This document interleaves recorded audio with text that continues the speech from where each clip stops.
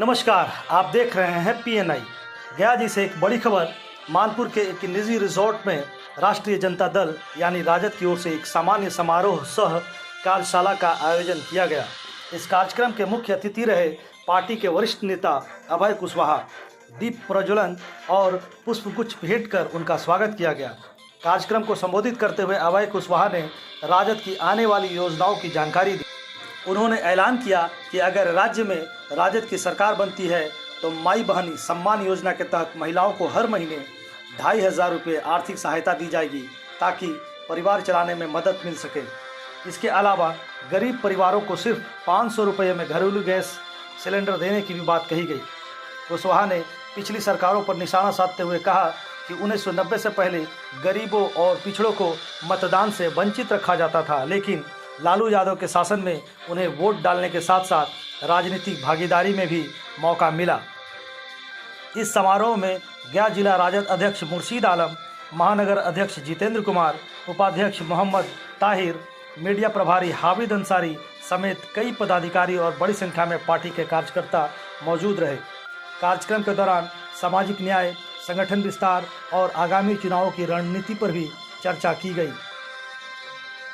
PNI पर गया जी से फिलहाल के लिए इतना ही। ऐसे ही और तमाम अपडेट्स के लिए बने रहें हमारे साथ और देखते रहिए पीएनआई।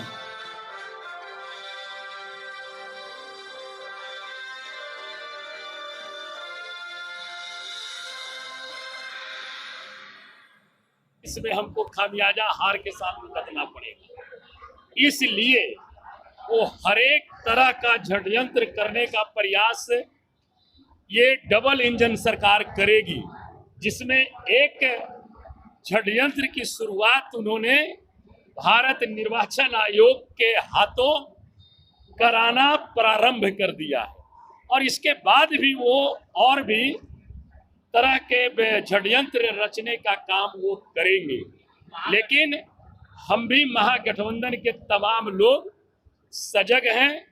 किसी भी तरीके से हम लोगों को दिग्भ्रमित होने नहीं देंगे। महागठबंधन जो हमारी नहीं है और न कोई पार्टी भारी होती है।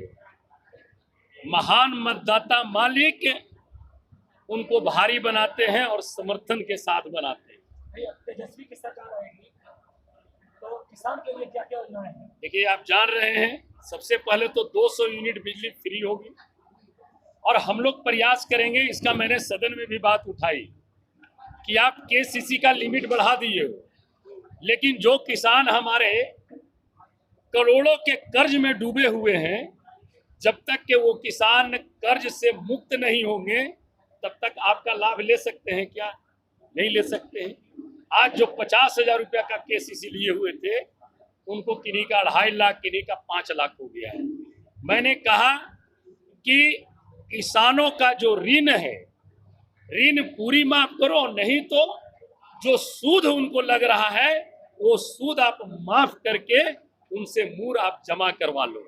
हम महागठबंधन में हमारी जब बातें होगी तो किसान की सहूलियत के लिए जिस भी प्रकार का कार्यक्रम योजनाएं चलाने की जरूरत होगी, वो तमाम योजना किसान हित की निश्चित तौर पर तेजस्वी जी की सरकार में चलाई जाएगी। बिहार में है, वजीरगंज अछूता कैसे रहेगा उससे?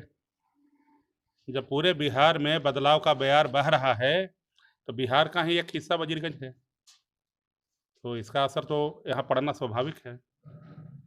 किस तरह का आज का जो रणनीति है, किस तरह से तैयार किया गया? मंच से भी आपके कैंडिडेट होने की मांग की गई सांसद महोदय के सामने।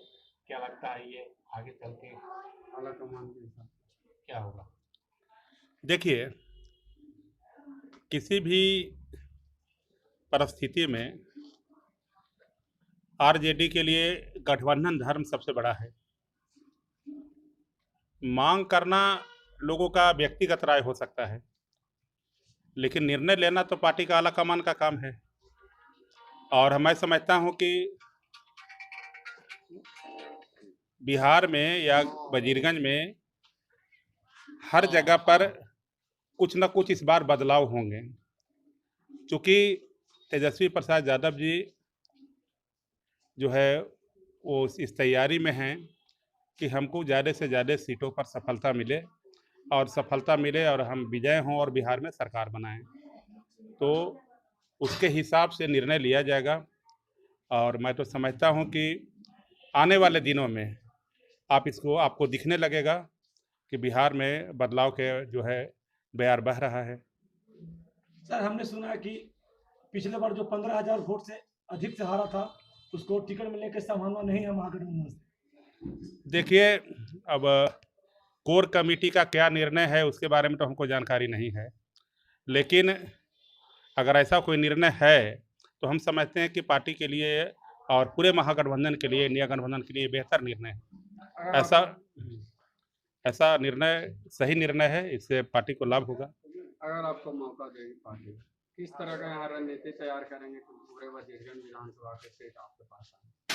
देखिए, आपने देखा आज के कार्यक्रम में बूथ लेवल से लेके पंचायत स्तर के और प्रखंड स्तर के हमारे सारे पदाधिकारी आज इसमें शरीक हुए और तेजस्वी जी का यह सख्त हिदायत है पार्टी के कार्यकर्ताओं को कि एक भी वोटर का नाम कटे नहीं, क्योंकि जो लोग ये साजिश रच रहे हैं कि गरीबों को, दलितों को, वंचितों को, अल्पसंख्यकों को वोट देने से हम वंचित करें, तो भाई उसका साजिश को हमको नाकाम करना है। इसी के लिए ये कार्यशाला आयोजित किया गया था और इस कार्यशाला में लोगों को इस बात की शिक्षा दी गई कि वो अपने बूथ पर मुस्तैद रहें और अपने BLO के संपर्क में रहें कि किसी भी वोटर का नाम गलत तरीके से हटाया ना जाए। पूरा परिचय। मैं इंद्रदेव विद्रोही, पूर्व अध्यक्ष जल परिषद गया।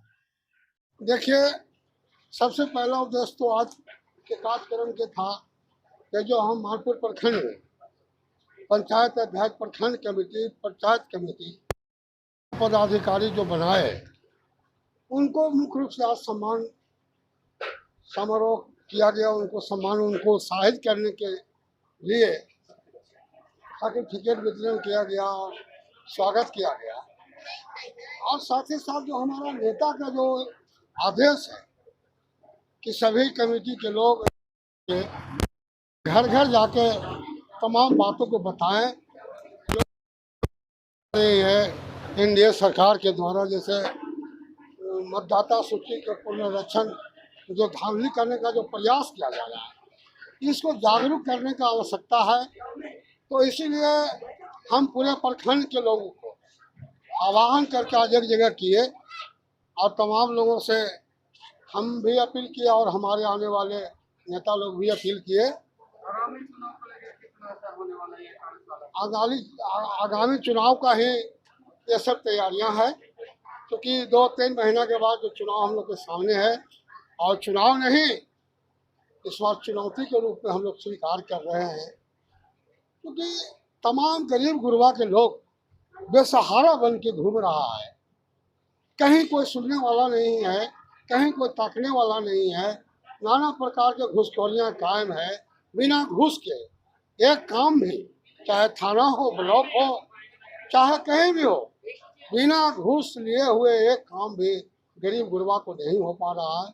इस तमाम बातों से सारे लोग, गरीब गुरबा के लोग उठ चुका है, अब त्राहिमाम कर रहा है। तो हम लोग पूरा चाहेंगे कि चाहे जितना भी हम लोगों को मेहनत करना पड़े, चाहे जितना भी कष्ट करना पड़े, यहाँ तक कि कुर्बानी भी अगर देने का जरूरत पड़ेगा तो राज सत्ता हासिल करने के लिए हम लोग कुर्बानी देने के लिए भी तैयार है। मेरा किशोरी यादव, मानपुर प्रखंड राजद अध्यक्ष।